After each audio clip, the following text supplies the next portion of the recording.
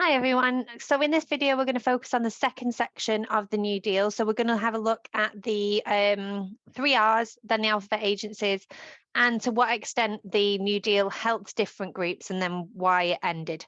So starting off with the 3Rs, we have three aims of Roosevelt. They are relief, recovery, and reform. Now, they are prioritized in this order. So the reason that relief comes first is because people are suffering. So you are relieving them from that suffering. All right. So relief has to come first, because if you kind of get on with everything in the background while people are still suffering, it's going to look like you're not really doing anything to help them. So Roosevelt wants to provide immediate relief for the people who are really suffering. Then he wants to help the country recover. So he's put in short-term relief. Then he wants to get everybody back up on their feet, all different groups in society functioning properly again, and then reform. So the idea of reform is to change the way that things are done. And Roosevelt wants to do this to make sure that it doesn't happen again. Okay, so that's why it is done in that order. So if you do reference that in an exam, his 3Rs, try and put them in that order, because there is a reason that they are in that order. Okay, so relief for the poor and unemployed, recovery for farms and industry, and then improving rules and regulations, as we spoke about in the previous video. He wants to make sure that the unease that led to the Wall Street crash doesn't happen again in America. So 100 days, which we spoke about in the last video, restores confidence in the banking system. So we spoke about how during the Wall Street crash, a lot of people took their money out of banks or lost their money that was in banks, so they don't have confidence. But the problem is, if people are not putting their money in the banks aren't making money and therefore cannot give out loans to businesses. So they really need, if they want to get the economy back on track, people to be putting their money back into the banks. Banking measures save 20% of homeowners and farmers from repossession. Okay, so this means that these people could have become homeless and unemployed. Farmers were 50% better off during the under the AAA by 1936. Now, this is a tricky one because the AAA is one of the alphabet agencies that was disbanded, as we spoke about in the last video. But 50% better off is really significant. Okay, it's obviously not pre-Wall Street crash levels, but Roosevelt can only do so much. The TVA, the Tennessee Valley Authority, brought electrical power to underdeveloped areas. Now, that might not sound too important, but it means that they can function as the rest of society, and again, more jobs will be created. And then the PWA, the Public Works Administration, created 600,000 jobs and built landmarks like San Francisco's Golden Gate Bridge, which is something that is synonymous with San Francisco still today. It's really famous, that view. So, what are these alphabet agencies then? He relied on the brain trust to come up with some ideas of what he could do to save the economy. But people liked to see the president trying to help, okay? Because this is different to what Hoover was doing before him. So he created new organizations that were called alphabet agencies, and we'll see why as we go along, because they've got names like the Tennessee Valley Authority, which are then condensed into 3 letters. So it's like, you know, they're just alphabets. So they're known by their initials. So these are agencies that serve 2 purposes. One, they create jobs within themselves because people work for the agencies. And 2, they help specific groups in society and make a difference in all different areas. So let's have a look at what the alphabet agencies are then. And again, what I think people struggle with the New Deal and with the alphabet agencies because there is so much to remember. But my advice on this is, don't look at this screen or listen to what I'm saying and think, I've got to remember all of that. You don't. If you are going to talk about the alphabet agencies in an exam, and I said in the last video that if I were to approach a question on the New Deal, the 2 things that I would talk about would be the Emergency Banking Act and the alphabet agencies. And if you're going to reference the alphabet agencies, I would learn a maximum of 2 of them. Okay, so the 2 that really resonate with you, and it might be anything. I don't know why, but I can always remember the Tennessee Valley Authority. It just sticks in my brain. So if I were you, I'd look at this list and pick 2 of them to memorize. okay, but not just the initials, but what they do as well, okay? So you can talk about how they make a difference to different areas in society in an exam, but please do not worry about learning all of them. So farmers then, we've got the Farm Credit Administration, which lent money to farmers who couldn't keep up with their loan payments. So this means they are helping farmers to keep their farms. Otherwise, they would be repossessed by the banks. Now, this means that they keep their houses, they keep their jobs. All right. So it's making sure that people aren't losing out because they don't have the money. They're lending them the money so that they can keep their jobs and lifestyles. So that's really important. Then we've got the Agricultural Adjustment Agency. They pay farmers to produce less. Now, going right back to the beginning of the course, we know that overproduction is a problem. So remember in World War I, they were supplying so much to Europe that the farmers were producing loads and they were selling loads. However, after the war, they were still producing loads and not selling as much. So there was massive, massive waste. So they're trying to get them to produce less. And they're also destroying some of the food they had already produced. And therefore, because demand increases, food prices rise. So farmers' incomes double between 33 and 39 because food is worth more again because there's less of it, right? It's like having a limited edition of something. It's worth more because there is less of it. Excuse me.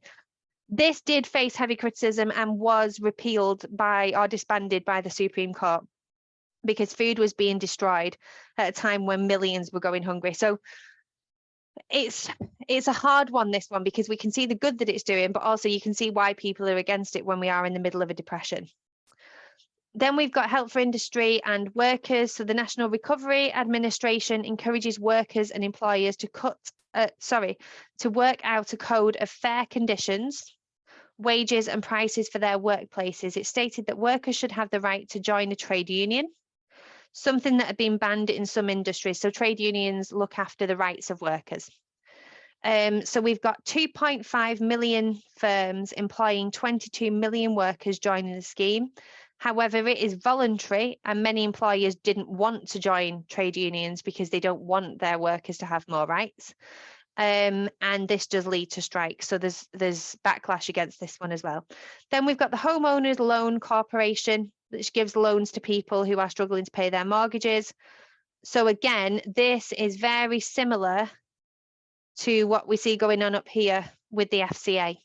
All right, but this isn't to do with farms, obviously, this is to do with homes. So very similar sort of thing here.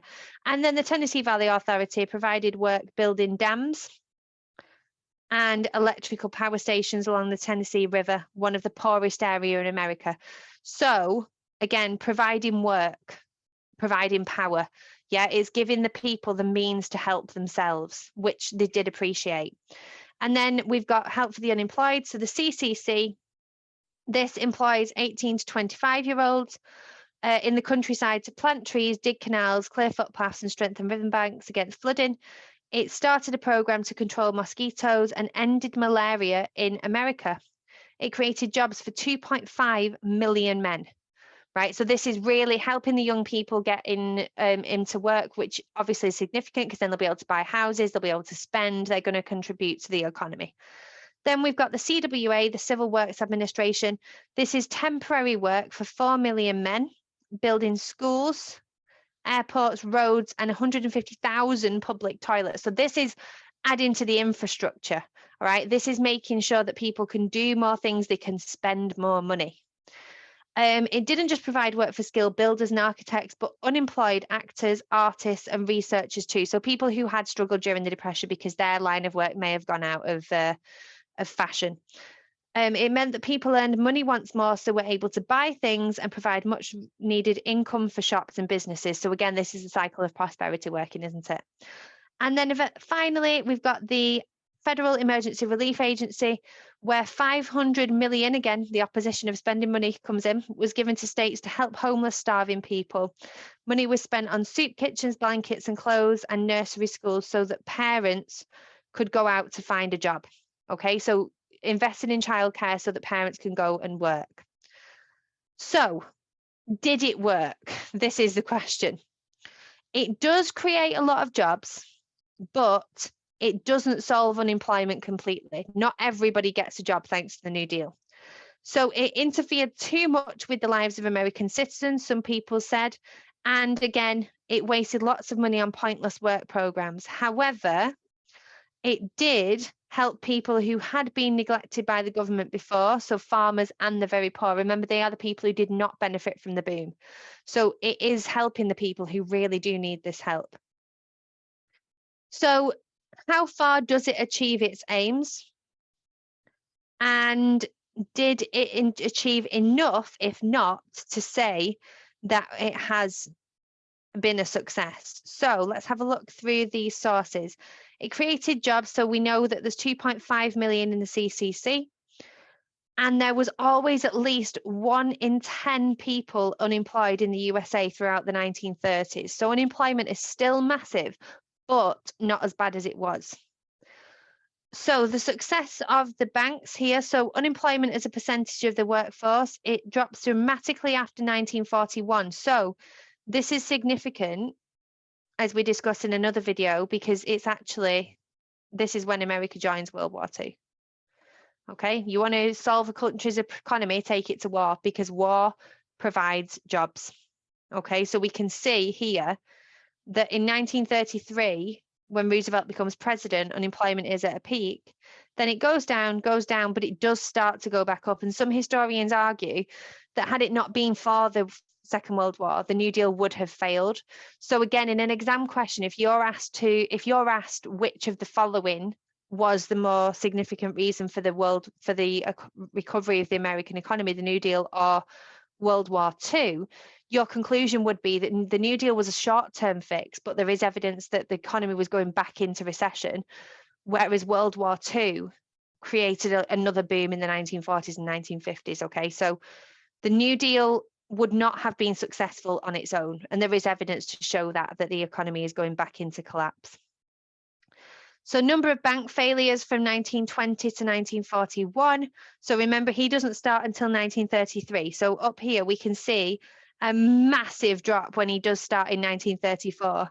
And these banks who are failing are going down and down and down and down, right? So we can see here again, this word that we used last time, confidence. People have more confidence in the banks, and that really is shown. So to what extent then did the New Deal help different people? Millions remained, despite the creating jobs, very, very poor. Okay, there was still a lot of work to be done. He does introduce the Social Security Act. And in this phase called the Second New Deal, it was the first system of social welfare and set up pensions for the elderly, widows and disabled people, and payments for the sick and unemployed. Now, they're things that we take for granted today, but these were really new in America at the time. And anybody out of work could now receive help from the government rather than having to rely on charity, which again means that they are able to spend. It's all contributing to the cycle of prosperity. So work for skilled and unskilled workers, giving millions at least a basic wage. So FDR introduces the Wagner Act, giving workers the right to join a trade union and stopping employers from punishing those who do so. However, big companies didn't join the unions, as we said, and strikes were very prevalent. There were no New Deal programs aimed directly at women, but women could work in the other ones. Okay, so so many found work within one of the alphabet agencies, but they did face discrimination, and we'll deal with that later on in the course when we look at feminism in the 1970s. Okay, it was socially normal for women to be discriminated against at this time, which obviously doesn't make it right, but it does make it normal. So the average yearly wage for a woman in 1937 was 525 compared to just over 1,000 for a man. So massive, massive inequality. And again, we don't really tackle that until the 1970s. And a third of all American voters depended on farming for a living. And FDR did work hard to help the farmers as we've seen, but small farmers and farm workers did not see much benefit, and there is still severe poverty, and that remains later on, and we'll have a look at that later on in the course. Discrimination of African Americans doesn't change, and some of them did continue this discrimination. Roosevelt doesn't do anything to help civil rights. Again, that comes later, and we'll speak about that later on in the course. However, 200,000 Americans do gain jobs in the CCC. And by 1938, we do say that America is sliding downhill towards a depression again. Sorry, so Native Americans. He is one of the first presidents to help Native Americans. Now, they're discriminated against massively as well in America from when the Europeans go and take over. So government loans are provided for them to buy more land, to set up businesses and buy farming equipment. So again, to help themselves. The Indian Reservation Act of 1934 gave Native Americans the right to manage their own affairs, such as setting up their own law courts. However, they still lived in great poverty and suffered discrimination, and that does persist. They are the poorest people in America, right? The Native Americans, and that is still a massive problem now.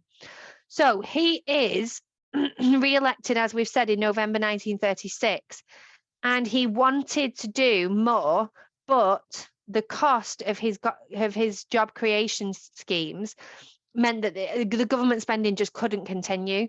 So they were putting so much money into it, and it's not particularly working, that money's going to run out.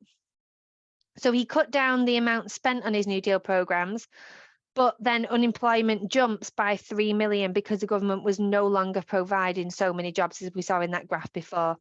So thousands of workers in the car and steel industries went on strike because they wanted better wages and conditions. And as we highlighted before, it is sliding downhill towards depression again by 1938. So unemployment rises to 10.5 million. Car and steel production keeps failing, and even FDR acknowledged himself that the New Deal had come to an end by January 1939. But events in Europe, and by this we mean World War II, provides much more relief and long-term lasting relief to America and the American economy. Okay, so that was a crash course in the New Deal. If you've not watched the first video on it and the 100 days, please watch that. And then we'll go on to carry on with the course in the following video. All right, thank you very much for joining me.